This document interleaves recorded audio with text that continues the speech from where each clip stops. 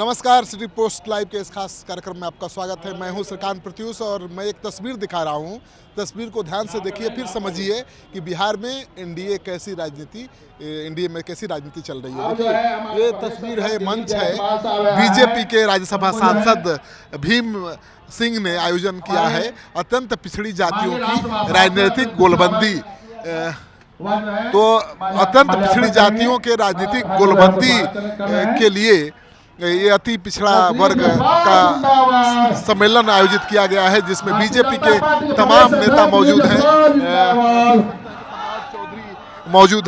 विजय सिन्हा मौजूद हैं, बीजेपी के प्रदेश अध्यक्ष मौजूद हैं और भीम सिंह सभी बीजेपी नेताओं का स्वागत कर रहे हैं। केंद्रीय मंत्री गिरिराज सिंह भी मौजूद हैं।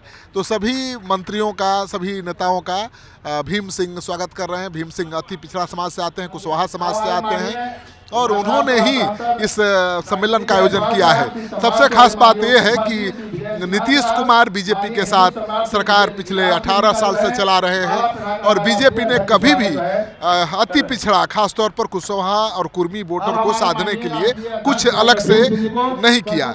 हमेशा अति पिछड़ा वोट बैंक के लिए, कुर्मी कुशवाहा वोट बैंक के लिए बीजेपी ने नीतीश कुमार पर भरोसा किया, लेकिन नीतीश कुमार पर अब बीजेपी को भरोसा नहीं रहा।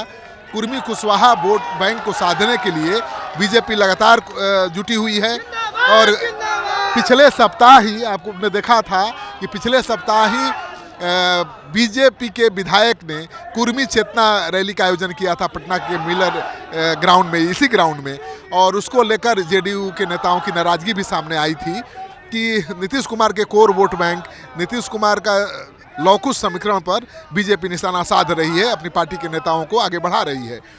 ठीक उसके 10 दिन बाद देखिए, अब बीजेपी के दूसरे राज्यसभा सांसद भीम सिंह के द्वारा अत्यंत पिछड़ी जातियों की राजनीतिक गोलबंदी हेतु अत्यंत पिछड़ा वर्ग हुंकार सम्मेलन का आयोजन किया गया है। मतलब भीम सिंह आते हैं कुशवाहा समाज से, कुशवाहा समाज के नेता हैं और कुशवाहा समाज का जुटान यहाँ पर हुआ है। तो नीतीश कुमार अपनी राजनीति का आखिरी पारी खेल रहे हैं। नीतीश कुमार के बाद कौन उनके लौकुश समीकरण वोट बैंक का उत्तराधिकारी होगा, कह पाना बड़ा मुश्किल है। ऐसे में तेजस्वी यादव की नज़र भी लौकुश कुशवाहा वोट बैंक पर है। पिछले लोकसभा चुनाव में तेजस्वी यादव ने कुशवाहा समाज को ज़्यादा से ज़्यादा टिकट देकर उनको साधने की कोशिश की थी, उनको सफलता भी मिली थी।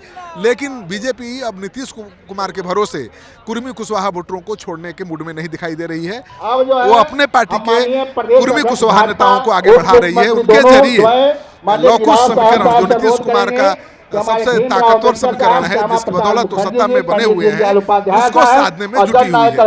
तो लौकुश समीकरण जो नीतीश कुमार का कभी हुआ करता था, जिसकी चिंता कभी बीजेपी ने नहीं की, लेकिन अब नीतीश कुमार साथ में है, फिर भी बीजेपी को लौकुश समीकरण की चिंता सताने लगी है और बीजेपी अपनी पार्टी के कुर्मी और कुशवाहा नेताओं को आगे प्रोजेक्ट करने लगी है, बढ़ाने लगी है।